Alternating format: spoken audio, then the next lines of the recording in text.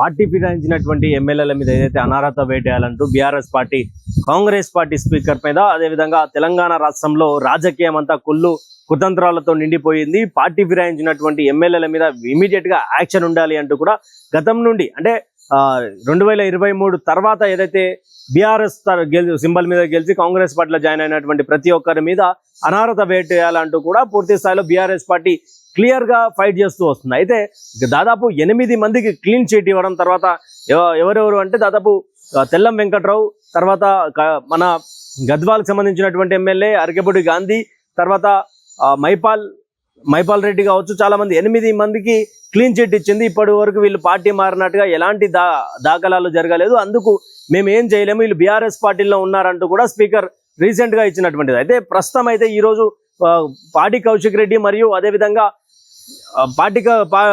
BJLP నేత మహేశ్వర్ రెడ్డి కూడా పూర్తి ఆధారాలతోటి పార్టీ ఫిరాయించినటువంటి ఎమ్మెల్యేల మీద ఎలాగైనా అనర్హత వేటు వేయాలంటూ కూడా దానం నాగేందర్కి సంబంధించినటువంటి ఆధారాలు తీసుకొని పోవడం చాలా గమనార్హం. అయితే ఇప్పుడు స్పీకర్ ఎలాంటి ఆశ్చర్యకరమైనటువంటి డిసిషన్ తీసుకుంటారు అనేది క్వశ్చన్ మార్క్ గా మారింది. ఎందుకు అంటే ఆ 8 మందికి అయితే క్లీన్ చిట్ ఇచ్చేయడం జరిగింది, కానీ ఇంకా 2 ఉన్నారు. ఒకటి కడియం శ్రీహరి, మరి ఒకటి దానం నాగేందర్. ప్రస్తుతం అయితే దానం నాగేందర్కి సంబంధించినటువంటి ఇష్యూ ఏదైతే ఉందో ఆయన 2024లో పూర్తి ఆధారాలతోటి ఆయన కాంగ్రెస్ పార్టీ అభ్యర్థిగా పోటీ చేసిండు. అయితే అఫిడవిట్ లో కూడా ఇండియన్ నేషనల్ కాంగ్రెస్ అని ఆయన పోటీ చేయడం, తర్వాత ఆయనకు 2024 లోక్సభ సికింద్రాబాద్ లోక్సభకు సంబంధించినటువంటి ఎన్నికల్లో పోటీ చేస్తే అక్కడ భారతీయ జనతా పార్టీ ఎవరైతే కిషన్ రెడ్డి పోటీ చేశారో 4,73,012 ఓట్లు వచ్చినాయి. ఇండియన్ నేషనల్ కాంగ్రెస్ నుంచి దానం నాగేందర్ పోటీ చేయడం జరిగింది. ఇది కూడా పూర్తి ఆధారాలతోటి, అంటే దీని మీదనే ఆ పాడి కౌశిక్ రెడ్డి పూర్తి ఆయన మాట్లాడినటువంటి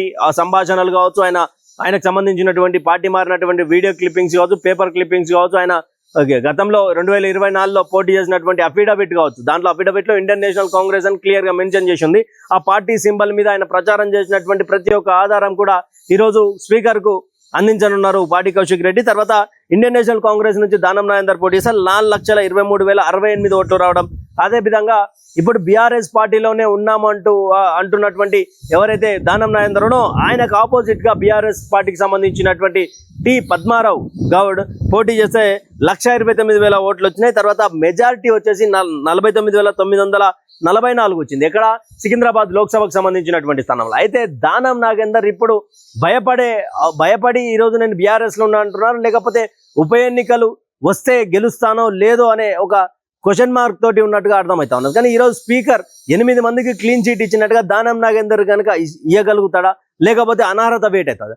అయితే దానం విషయంలో మాత్రం 2024లో అసెంబ్లీలో పోటీ చేయించి ఇప్పుడు ప్రస్తుతానికి బీఆర్ఎస్ లోనే ఉన్నని చెప్పి నమ్మబలికిచ్చే ప్రయత్నం చేసినా, కానీ కొన్ని మీడియాలతో మాట్లాడుతూ కూడా నేను కాంగ్రెస్ పార్టీలోనే ఉన్నా అని చెప్పి కూడా కొన్ని మాట్లాడిండు. ఇప్పుడు మీరు ఒకవేళ ఇప్పటికిప్పుడు ఎన్నికలు వస్తే ఏ పార్టీ గెలుస్తుంది అంటే కాంగ్రెస్ పార్టీ గెలుస్తుంది అని చెప్పి కూడా ఆయన వీడియో ఒకటి వైరల్ అవుతా ఉన్నది. కాకపోతే ఈ రోజు ఇప్పటికీ పాడి కౌశిక్ రెడ్డి విచారణకు హాజరయ్యారు. తర్వాత దానం నాగేందర్కి సంబంధించినటువంటి న్యాయవాది కూడా హాజరైనటువంటి సందర్భం. అయితే అనర్హత వేటు పడితే తెలంగాణ రాష్ట్రంలో ఖైరతాబాద్ సంబంధించినటువంటి ఉప ఎన్నికలు రానున్నాయన్నది కూడా క్లియర్. అయితే గతంలో టీడీపీ నుంచి గెలిచినటువంటి దానం నాగేందర్ ఆయన రిజైన్ చేసి కాంగ్రెస్ పార్టీలో జాయిన్ కాగానే మళ్ళీ బైపోల్ వచ్చింది. అక్కడ ఆసిఫ్ నగర్ లో ఒక్కసారిగా బై ఎలక్షన్ లో ఆయన ఓడిపోవడం, ఇవన్నీ కూడా ఆయనకు ఆశ్చర్యకరంగా, ఆయనకు ఆల్రెడీ గతంలో ఆయన జరిగింది బై ఎలక్షన్ లో జరగడం వల్ల ఇప్పుడు ఏమైనా అలాంటి పరిస్థితి వస్తుందా అనే కోణంలోనే దానం నాగేందర్ ఆలోచిస్తున్నట్టుగా అర్థమవుతా ఉన్నది. పూర్తి స్థాయిలో ఆయన ఎమ్మెల్సీ కావాలి అని చెప్పేసి కూడా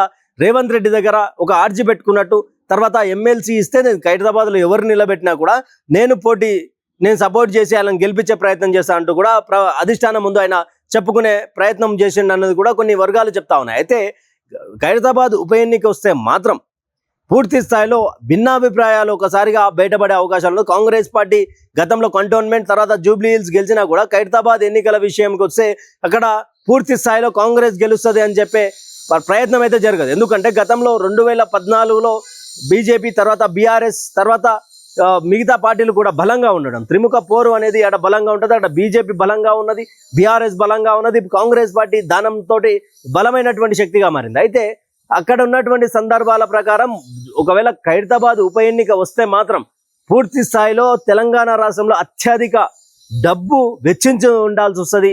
కానీ అక్కడ దానం గెలుస్తారా గెలవరా అనేది కూడా కోణం ఉంది. అయితే బై ఎలక్షన్ లో ఇప్పటి వరకు ఒకసారి పోటీ చేసి ఓడినటువంటి దానంకి చుక్కేదరే అవకాశం ఉంది. కానీ ఈ రోజు సాయంత్రం వరకు ఏదైతే ఈ యొక్క విచారణ జరిపి పాడి కౌశిక్ రెడ్డి విచారణ అయిపోయిన తర్వాత బీజేఎల్పీ నేత మహేశ్వర్ రెడ్డికి సంబంధించినటువంటి విచారణ జరగనున్నది. పూర్తి ఆధారాలతో ఇద్దరు నేతలు కూడా స్పీకర్ కు సమర్పిస్తారంటూ కూడా వాళ్ళ ఆధారాలు కూడా తీసుకొచ్చే ప్రయత్నం చేస్తా ఉన్నారు. పూర్తి స్థాయిలో తెలంగాణ రాష్ట్రంలో ఒక మొట్టమొదటిసారి అనర్హత వేటు పడే అవకాశాలు అయితే ఉంటాయి. అనర్హత వేటు వేస్తారా, లేకపోతే దీనికి సంబంధించి పొడిగించే అవకాశాలు ఉంటాయా, లేకపోతే ఈరోజు సాయంత్రం వరకు లేదా రాత్రి వరకు తెలిసే అవకాశాలు ఉంటాయి. అయితే పూర్తి స్థాయిలో ఇక్కడ దానంది ఒక డాటా అయితే మరొక అనర్హత పడే నాయకునిగా కడియంకి కొన్ని అవకాశాలు ఉన్నాయి. ఎందుకంటే తన బిడ్డకు టికెట్ కోసం వరంగల్ ఎంపీగా తన కడియం శ్రీహరి బిడ్డ కడియం కావ్య పోటీ చేసి గెలిచారు. తర్వాత ప్రచారానికి సంబంధించినటువంటి వాహనాలు ఉంటాయి, ఆ వాహనాల మీద ఆయన కండువా వేసుకొని ప్రచారం చేయడం, కాంగ్రెస్ పార్టీకి ఓటు వేయాలని కోరడం, తర్వాత